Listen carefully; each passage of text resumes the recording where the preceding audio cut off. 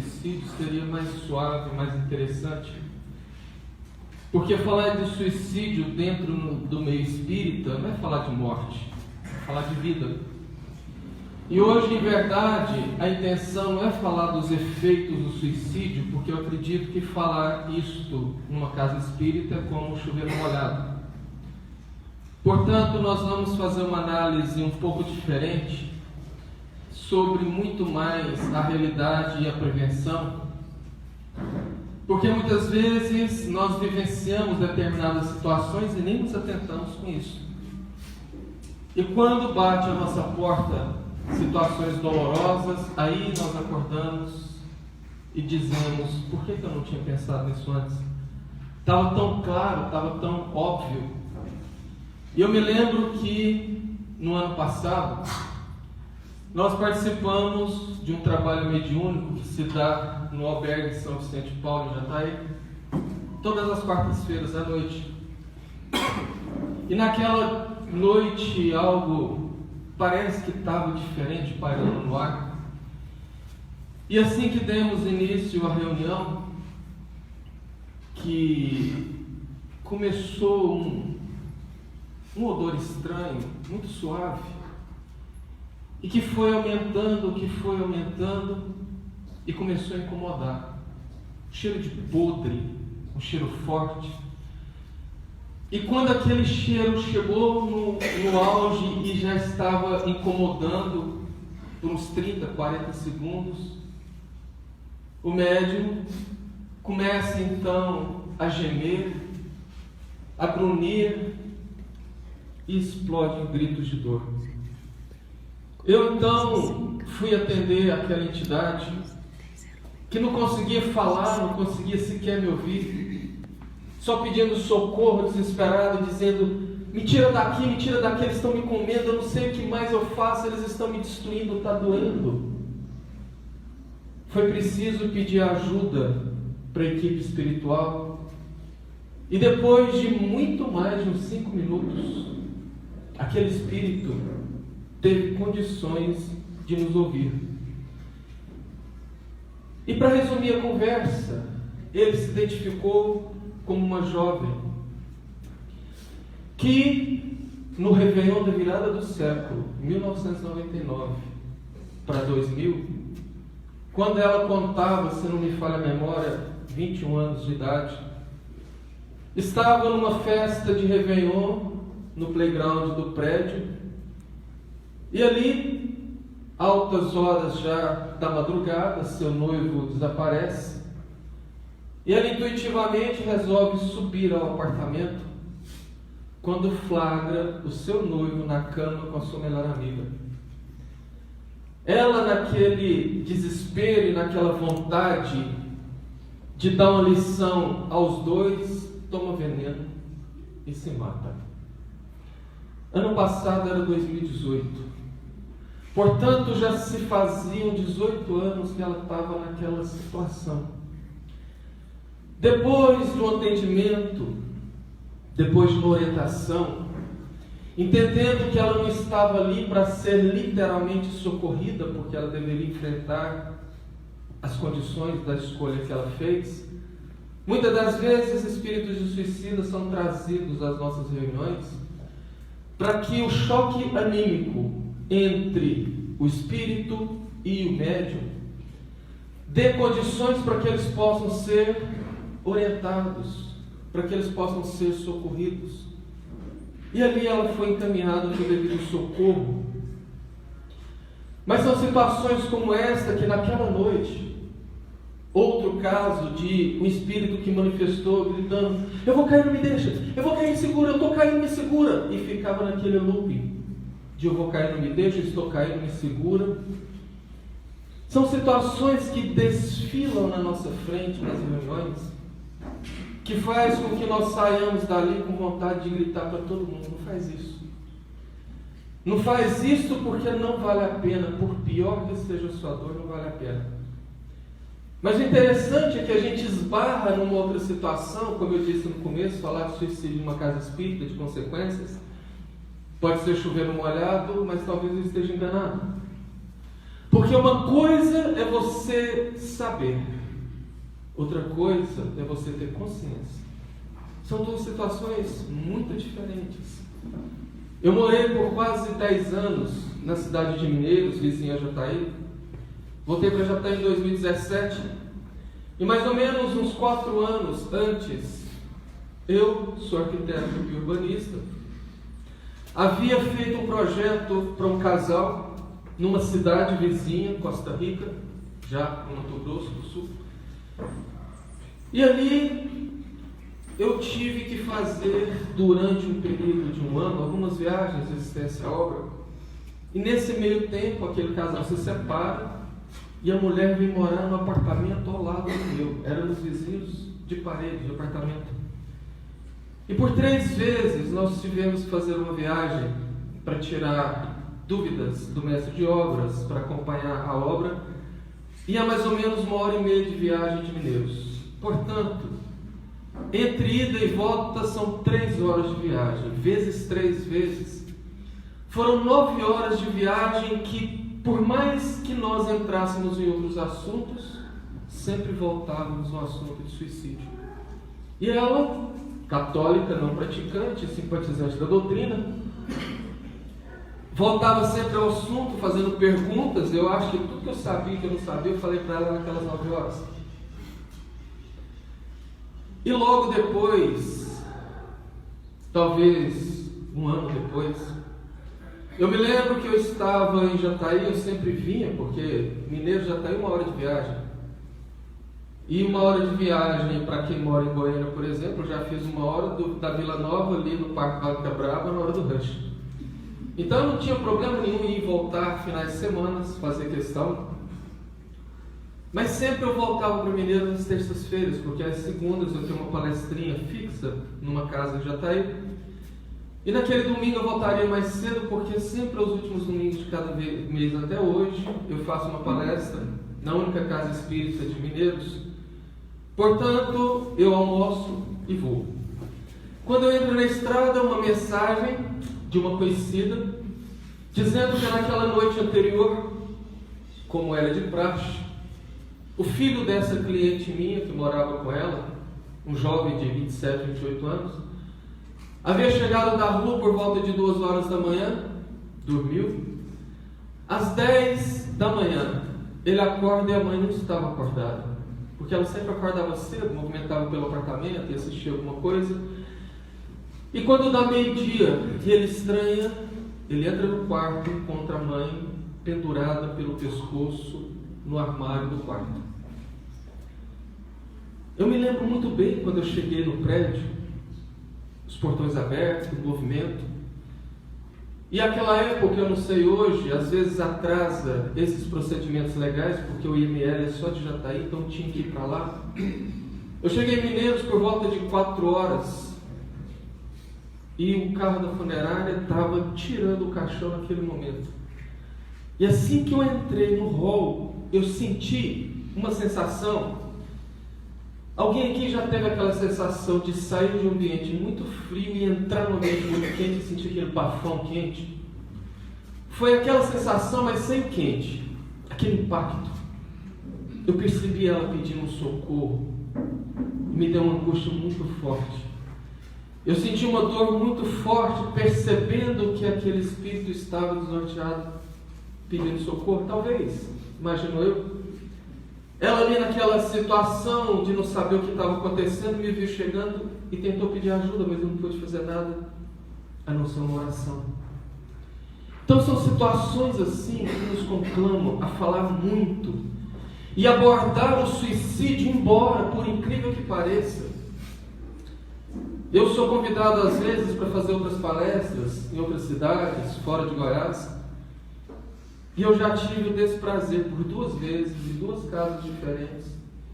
Chegar para falar de suicídio, o dirigente antes me chamar no canto e falar: olha, você poderia pegar mais leve, não fala isso não, porque tem pessoas assim, tem pessoas assado. Eu falei, mas nunca peguei pesado. Falar a realidade, a verdade, não é pegar pesado, pelo contrário. Imagina se a tua mãe ou seu pai está com câncer e de repente o que você prefere? viver enganado, sem saber, até ser pego pelo susto e falar: nossa, se eu soubesse, eu poderia ter tratado de alguma coisa. Ou por mais que doa, é preferível você saber da doença e ter pelo menos a oportunidade, se não de curar, de promover uma morte com a menor dor possível. Porque saber o que os suicidas passam tem esse cunho de que nós devemos sim prover o socorro dentro das nossas possibilidades. Mas muito mais do que orar, do que pedir, do que tentar auxiliar os suicidas, é nós trabalharmos para evitar o suicídio. E esse é o ponto principal. Eu me lembro que por quase 40 anos atrás, portanto eu não era nem nascido praticamente, meu pai começou a injetar uma campanha muito solitária sobre o não aborto. Ele era um dos que falava assim: eu não vou fazer o combate ao aborto, porque só de falar combate é uma violência. Então vamos falar em favor da vida. E mais tarde, alguns anos depois, por intuição, ele começa a fazer paralelamente uma campanha de esclarecimento acerca do suicídio, cuja campanha, de uma certa maneira, eu e meu irmão damos continuidade, já está aí. Mas obviamente os tempos são outros, as limitações são outras, por questão de trabalho, de responsabilidades. Mas talvez meu pai, achando que eu esteja muito à toa, nós fomos convidados pela Rádio Sintonia do Bem, em Jataí, que é um grupo muito pequeno de espíritas que lutam, assim como a diretoria dessa casa, para tentar levar a luz do espiritismo às pessoas. Estamos trabalhando para colocar essa rádio no ar 24 horas, 7 dias por semana. E nos foi incumbido um programa para falarmos, entre outras coisas, principalmente sobre aborto e suicídio. Às quartas-feiras, em princípio, das 18 às 19. E ali nós estaremos trabalhando essa campanha, porque, repito, é muito mais importante nós tentarmos evitar o suicídio do que depois lamentar e buscar outras formas. Até mesmo porque essa ideia de que não devemos falar de suicídio, ela não é nova. Ela data do século XVII, quando o livro As Desventuras do Jovem Werther foi lançado e praticamente um best-seller, um dos maiores ícones do romantismo no mundo até hoje,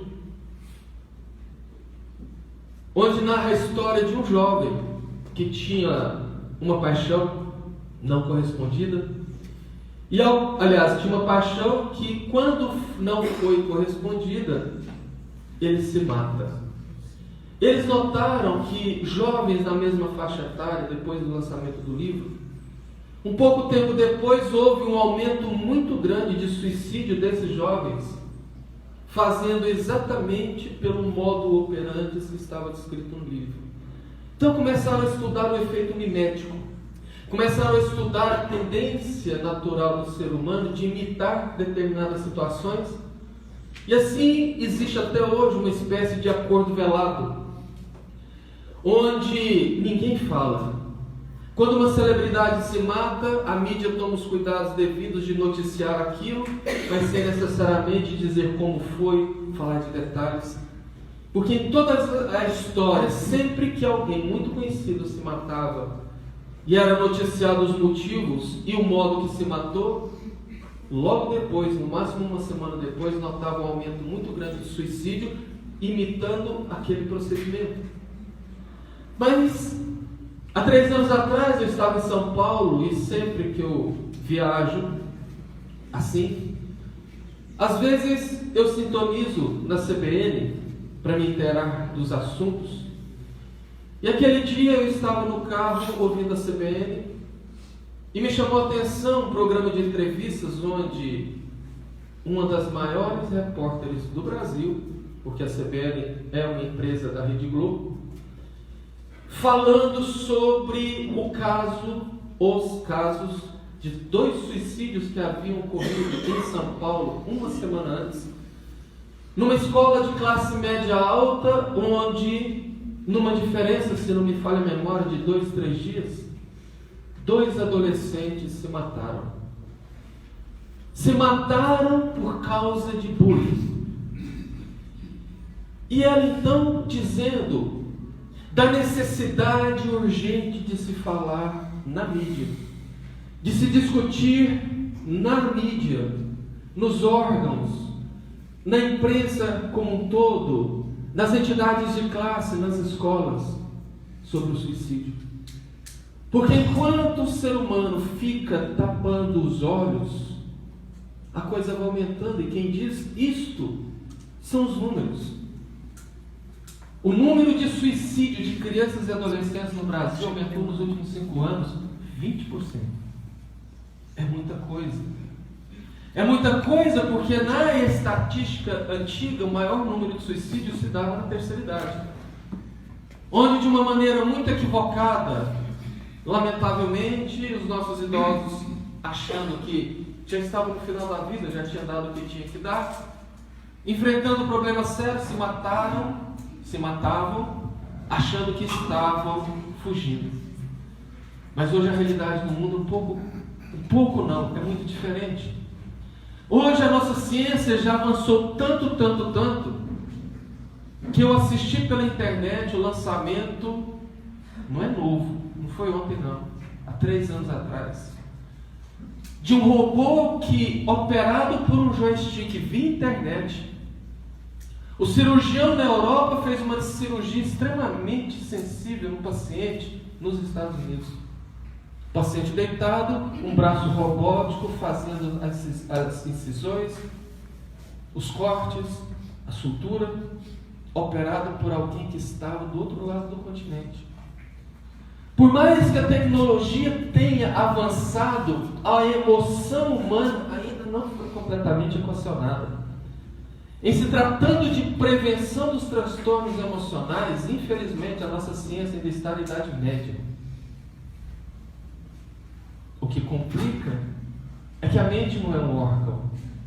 A mente não tem marcadores biológicos que permitem com que alguém se faça um exame, seja um exame de sangue, um exame de imagem, e ali apresenta transtornos de ordem psiquiátrica. Infelizmente isso não tem como.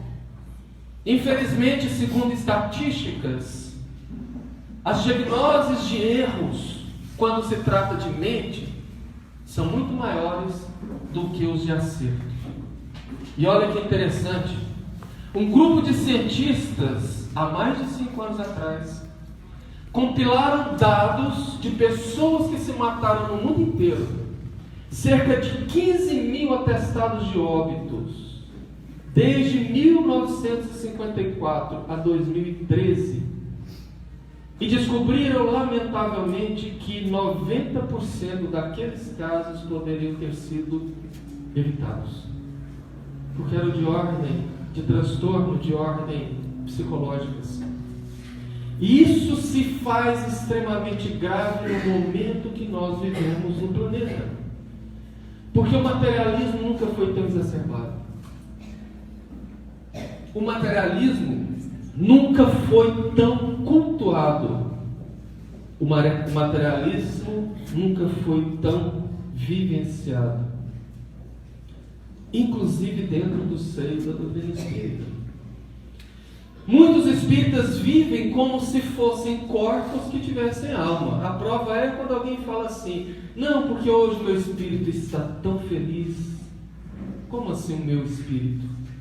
Quem fala assim dá a impressão que é um corpo que tem um espírito, sendo que é o contrário. Eu, Carvalho, sou um espírito que estou Carvalho nessa encarnação e tenho um corpo, portanto eu estou feliz. E não meu espírito está feliz. E dessa maneira, vivenciando o extremo do materialismo, que em todas as suas derivações convida a maioria das pessoas a vivenciar os prazeres que a matéria proporciona, em qualquer parte do seu leque, seja esse leque voltado aos prazeres que a renda econômica proporciona. Não estou falando aqui que ter dinheiro é errado, muito pelo contrário. Não existe absolutamente nada do mundo que é prejudicial para o homem. Se existe, foi porque Deus proporcionou. Se Deus proporcionou, era para o nosso bem. O problema não é isso, o problema é o uso que nós damos das coisas. Então ter dinheiro não é problema, o problema é o uso que se dá para quem tem o dinheiro.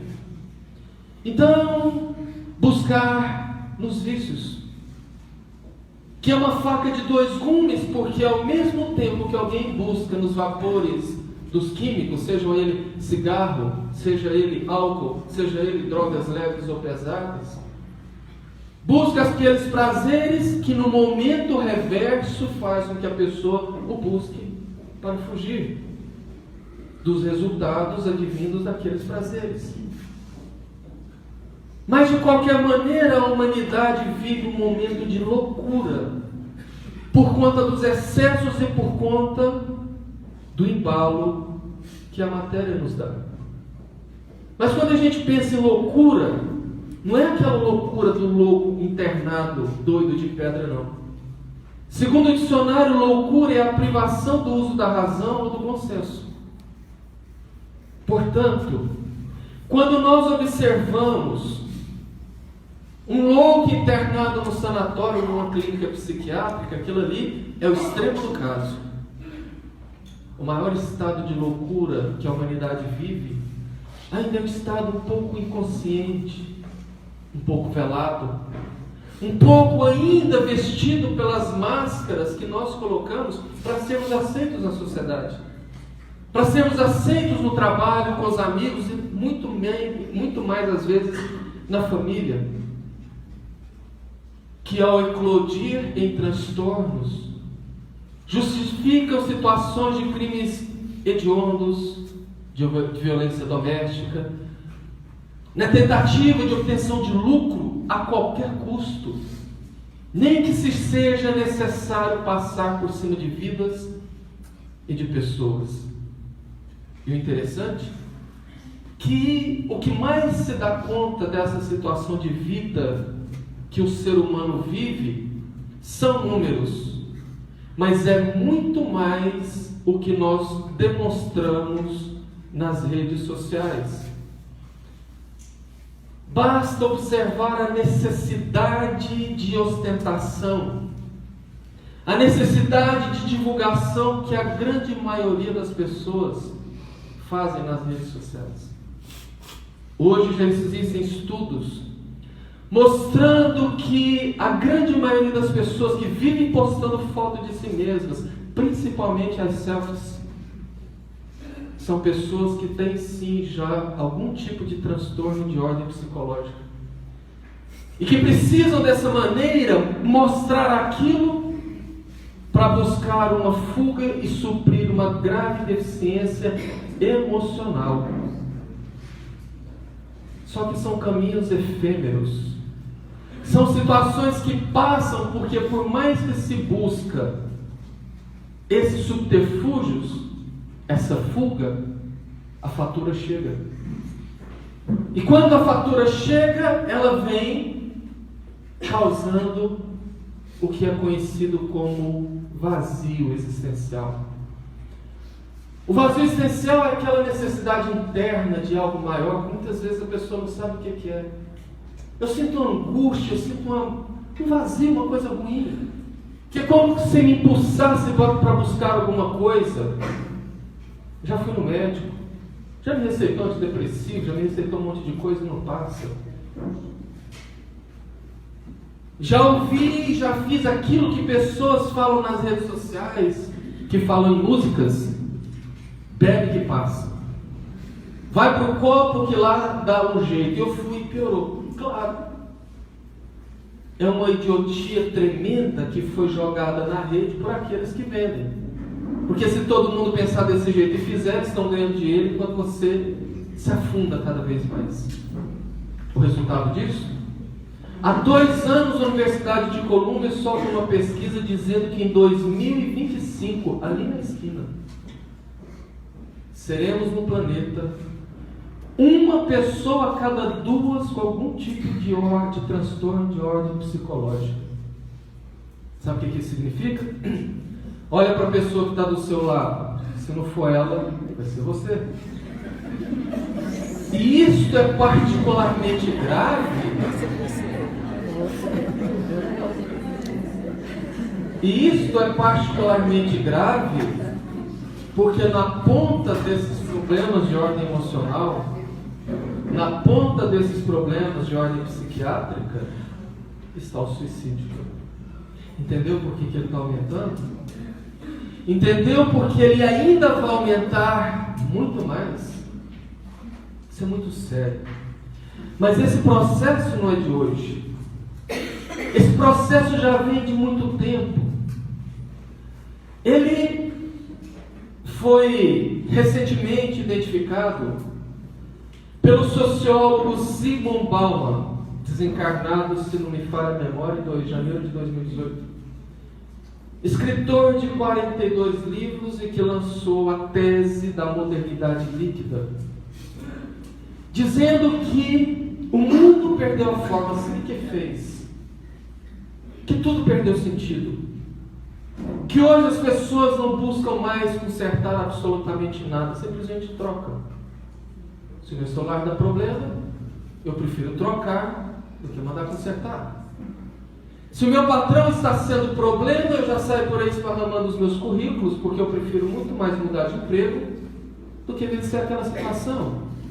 Ou se o meu funcionário é problema, eu já demito, porque está cheio de gente querendo trabalhar, não preciso me preocupar com o problema do funcionário. Se o meu namoro, o meu noivado, o meu casamento começa a dar problema, eu troco. Para que eu vou me estressar tentando consertar? As coisas perderam a forma. As pessoas perderam a forma.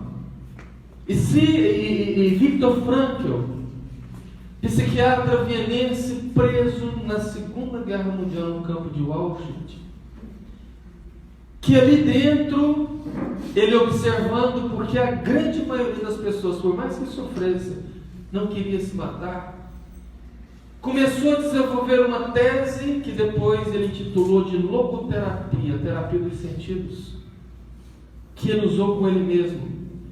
Porque quando ele começou a perceber a sua angústia, o seu sofrimento, todas as vezes que ele era despertado às 4 horas da manhã e ganhava como alimentação do dia todo um pedaço de pão duro e um pouco de sopa rala, e tinha que caminhar quilômetros na neve, semi-descalços, porque a bota dele já estava toda desgastada e rasgada. Ele mal sentia os dedos, que já estavam roxeados pelo frio, para trabalhar na construção de uma estrada de trem até o pôr do sol e retornar para dormir. Ele começou a imaginar que todas as vezes que ele estava ali caminhando, ele estava sendo assistido pelo seu pai e pela sua noiva, que estavam presos em um campo de concentração em outro lugar.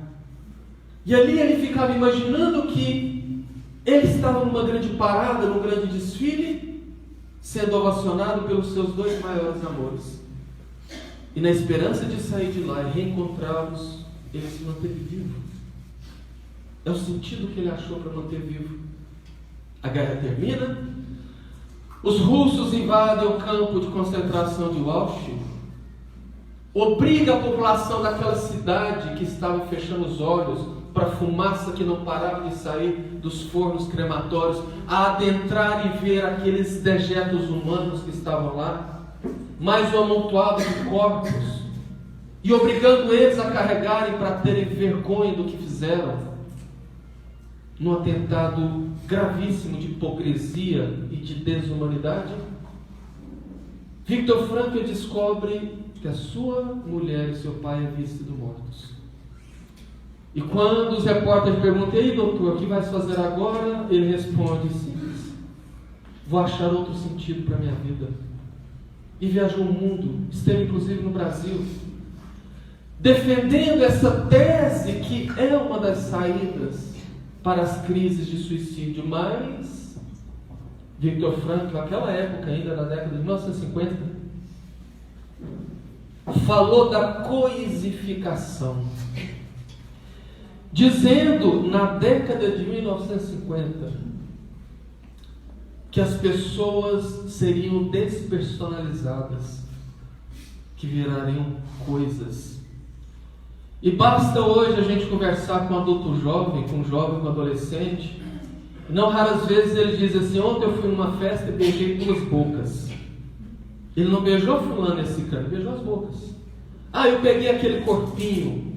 Ele não transou, não fez sexo, ele pegou uma coisa, um corpo. Então, quando nós juntamos isso tudo, quando nós pegamos a coisificação, a modernidade líquida, o excesso de exposição das redes sociais, a necessidade que as pessoas têm de ficarem postando o que não são, falando o que não fazem, vislumbrando muito mais a necessidade da quantidade de curtidas na rede social do que da quantidade de amigos que ele realmente conversa ou convive. Isto, todos há de convir que é nitidamente a privação da lógica e do bom senso. E segundo o dicionário, privação da lógica e do bom senso é loucura. Percebeu? E assim como qualquer loucura, ela vai nos dominando de maneira muito silenciosa, como eu disse. Ao ponto de hoje os adultos, que já saíram daquela fase de preocupar com os filhos, porque precisam preocupar consigo mesmos. Uns pais preocupam em dizer que os seus filhos não passarão pelas dificuldades que eles passaram. Outros pais não estão preocupados em criar seus filhos, o relacionamento deu água, deu problema, se separam. E muitas vezes usam o cônjuge como motivo de briga, aliás, usam o filho como motivo de briga entre o cônjuge, afetando gravemente a formação da personalidade das nossas crianças, que estão sendo lançadas cada vez mais cedo ao vício, estão sendo lançadas cada vez mais cedo ao sexo. E isso eu falo de cadeira, porque aos sábados, entre outros, nós ajudamos numa casa espírita na periferia da cidade de Jataí, Maria de Nazaré, dando assistência à população mais pobre, onde fazemos evangelização de adultos, de crianças, separada por salinhas, por média de idades. E ali desfila nos nossos olhos as maiores desgraças da vida humana. Como uma jovem de 16 anos, 3 filhos, puxando pela mão, carregando no carrinho e grávida. Uma jovem que tem comida quando ganha no centro, dos vizinhos ou dos amigos. Uma jovem que há mais ou menos 8 anos atrás, aos 8 anos, fora lançada na vida do sexo pelo próprio tio, que a estuprou por 3 anos. Que aos 15 participava de festas raves, de luaus, fazendo sexo com 10, 12, 15 homens durante uma noite só.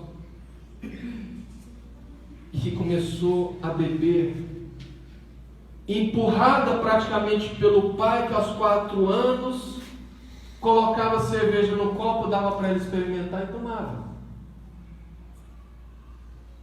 Segundo os estudos, o álcool tem o poder de viciar qualquer pessoa, em média, após 6 anos de uso contínuo. O que quer dizer que uma praticamente criança que começa a beber aos 14 e hoje é extremamente comum, aos 20 já é tecnicamente um alcoólatra.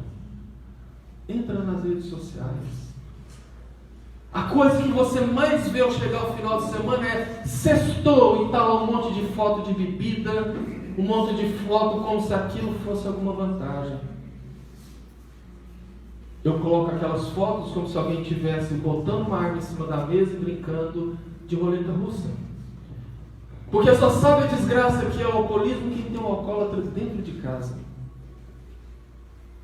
E quando nós analisamos isto, quando nós descobrimos que as nossas crianças, principalmente as meninas, estão começando o sexo aos 12, 11 anos de idade,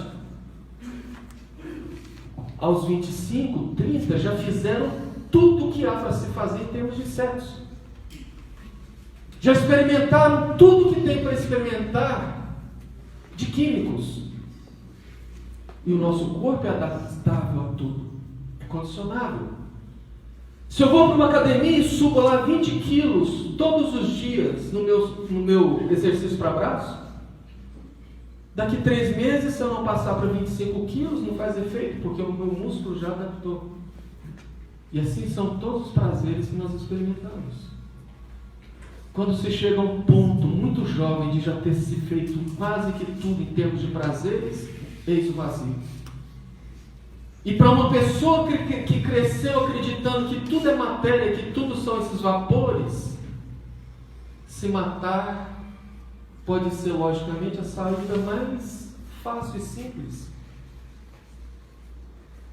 Por isso que Kardec diz: antes de tornar alguém espírita, ou tornemos espiritualista. Porque se a pessoa não acreditar na vida após a morte, não adianta nada. Para uma pessoa que acha que tudo é matéria, que morreu e acabou, que argumento que você tem para poder falar para ele não se matar? Este é o ponto principal. E que quando nós falamos de tudo e muito mais, que o tempo não permite, alguém desinformado pode responder quando a gente fala assim: e agora? O que vem no futuro? O caos. E não é verdade. E não é verdade porque numa curva de ascendência da crise, eu, Carvalho, dentro da minha ignorância, imagino que nós estamos no ápice, começando a fazer a curva de decréscimo. Por conta de alguns dados que nós temos, que às vezes também o tempo não nos permite, mas que os dados mais conhecidos pelos espíritas são da reencarnação de muitas entidades que nos vêm ajudar. Não são aqueles espíritos de luz que a gente está esperando, não. São espíritos comuns, como eu e você, só que um pouco mais esclarecidos. Como eu vi há pouco mais de 5 anos, portanto já tem um bom tempo. Ouvindo também, recebendo, não estou fazendo propaganda, tá? Inclusive parei de ouvir porque virou só politicagem. Dizendo de alguns estudos de várias universidades do mundo. Falando sobre 2 classes de crianças que chamaram a atenção. E se chamaram a atenção ao ponto de ser estudada porque o número é grande. Uma delas é uma péssima notícia para a indústria cervejeira. São crianças que não gostam, que repudiam o uso do álcool ao ponto de brigar com os pais que bebem. E a outra classe de crianças é uma péssima notícia para os pecuaristas. Porque é uma classe de crianças que eu tenho 2 na minha família. Não gostam de carne absolutamente de forma nenhuma. Ah, mas isso quer dizer que... Não, não estou querendo dizer nada. Eu só estou querendo dizer que eu acho que o mundo tem salvação. Por isso que eu acho que nós estamos fazendo a curva de decréscimo. Então não é o caos. A ciência promete para os próximos anos uma pílula, uma medicação que é capaz de tirar a vontade de se matar. Olha que interessante. A matéria resolvendo problemas da matéria. Bom seria se fosse verdade. Ah, mas estão dizendo que já estão pesquisando. Ok, só que tem um detalhe. Nós sabemos que nem toda medicação é 100% eficaz. O que dá certo para mim, não dá certo para Janine. E o segundo ponto, a ciência desconhece ainda a reencarnação e principalmente a obsessão, que é um fator muito forte dentro das questões do suicídio, que hoje não vai dar para a gente falar. Então, para encerrar, existe sim uma saída. E a saída é a velha novidade, Jesus. Quando eu falo Jesus, eu não estou falando com aquela condição chata de religioso, não. Até mesmo porque Jesus não é religião.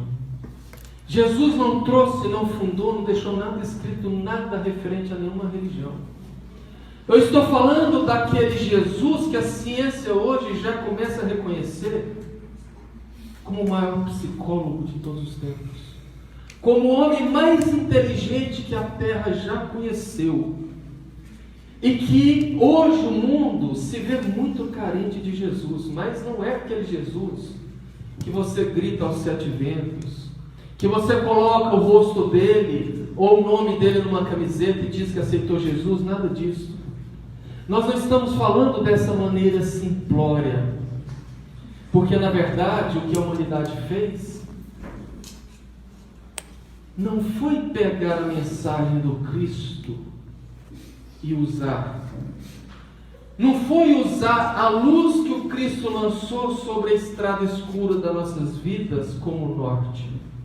O que a humanidade fez foi transformar Jesus em mito, pendurar ele como imagem, prestar culto, observar ele e render culto, homenagens, dogmas, e esqueceram da mensagem. É como se você pegasse uma garrafa que tivesse um conteúdo extremamente valioso e cultuasse a garrafa, prestasse culto para a garrafa e não sorvesse o líquido. Então é isso que as pessoas não conseguiram entender ainda, porque praticar Jesus, na realidade, é praticar os ensinamentos, porque vivenciar o que Jesus ensinou nos fortalece, sim. Nos entende, aliás, nos dá a capacidade de entender as situações que nos foram colocadas à prova, nos dá o sentido para a vida. Amar, que nada mais é do que praticar as leis de Deus, porque, como disse João Evangelista, Deus é amor, portanto, amar é vivenciar as leis de Deus. Faz com que nós saiamos do nosso mundinho pequeno interno, faz com que nós saiamos do nosso quadradinho, da nossa bolha, da nossa turminha,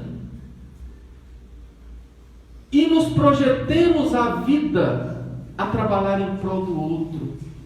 Porque no outro, quando nós observamos a vida como ela realmente é, nós percebemos que as nossas dores são tão pequenas, que os nossos problemas são tão pequenos,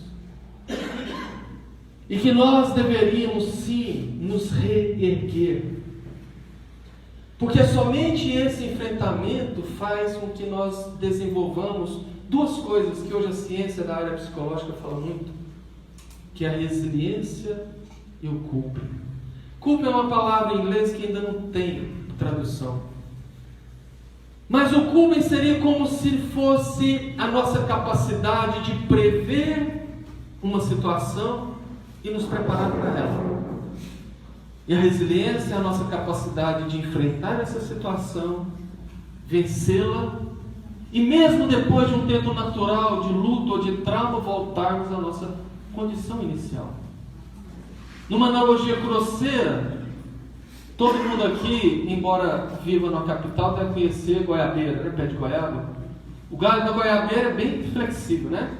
Você entorta, ele volta, ele torta, ele volta. Pois muito bem, o coping seria a capacidade da goiabeira de criar aquele galho para que quando ele fosse envergado, ele não quebrasse. E a resiliência era essa capacidade de ser envergado e voltar. E isto, o que nos dá, se chama trabalho, se chama amor. Eu já falei várias vezes essa história aqui, mas como era lá na outra casa, aqui é a primeira vez, eu vou repetir. Porque aqui é a primeira vez que eu vou falar. Que foi de duas manifestações do meu pai desencarnado em 2014. A primeira, nos chamando a atenção para o cuidado com os momentos de ociosidade de mente vazia. Quando ele manifestou apenas 7 meses depois da sua desencarnação por fibrose pulmonar, que é uma doença cruel que vai petrificando o seu pulmão até você desencarnar por não conseguir respirar mais. E ele dizendo que na hora do desencarne não sentiu absolutamente nada. Simplesmente adormeceu e acordou num quarto rodeado de amigos e de familiares. Um quarto cheio de flores, onde aquelas flores eram as orações que ele recebia. Dizendo que todas as orações se fazem para mim, eu recebo como flores, meu quarto está cheio de flores. E dizendo, meus filhos, o passaporte para chegar bem do lado de cá se chama trabalho. 2 anos depois, ele manifesta, depois de várias outras vezes, numa reunião familiar muito íntima, e depois de uma mensagem longa, diz, meus filhos, o mundo está entrando em uma fase muito difícil e muito complexa. E só ficará de pé aquele que estiver fortalecido pelo trabalho. Guarda essa frase. Só ficará de pé aquele que estiver fortalecido pelo trabalho. Então não dá para a gente achar que eu só devo resolver o meu problema e da minha família está tudo certo. Infelizmente, para esses egoístas, a coisa não se dá dessa maneira. Vivemos num mundo totalmente interligados. O que fez com que o Dr. Bezerra, parafraseando um poeta, dissesse que ninguém pode tocar uma flor, aliás, dizendo que devemos sempre fazer o melhor, porque na terra, quando o homem cai, toda a humanidade cai com ele. Quando o homem se levanta, toda a humanidade se levanta com ele, porque nós não podemos tocar uma flor sem incomodar as estrelas. E hoje a física quântica, na sua teoria da interconectividade, fala exatamente isso. Portanto, não tem como nós acharmos que resolvendo o nosso problema, a gente está resolvendo o nosso problema. Não está. Nós estamos ligados. E devemos sim praticar a lei de amor. Devemos sim trabalhar antes que a dor venha nos bater à porta, nos convidando a esse amor.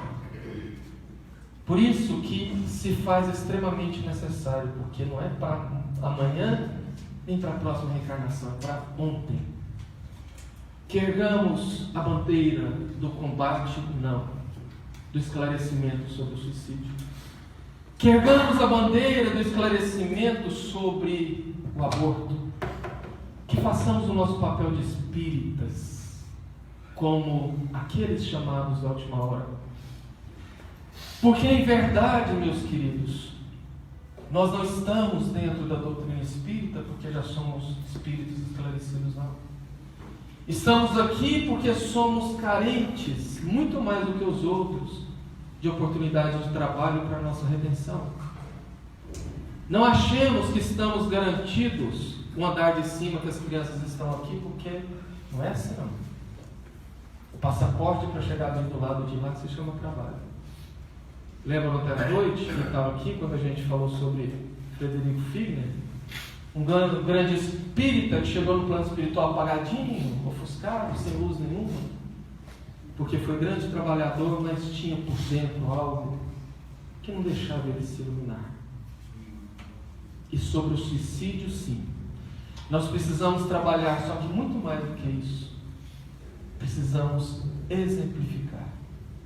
Para que tenhamos moral de chegar numa pessoa e falar, fulano, não faça isso. Fulano, isso não dá resultado. Então nós devemos também praticar.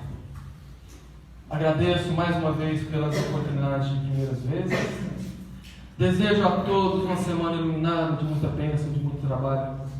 Que Jesus possa nos abençoar hoje e sempre, e que assim seja. Obrigado.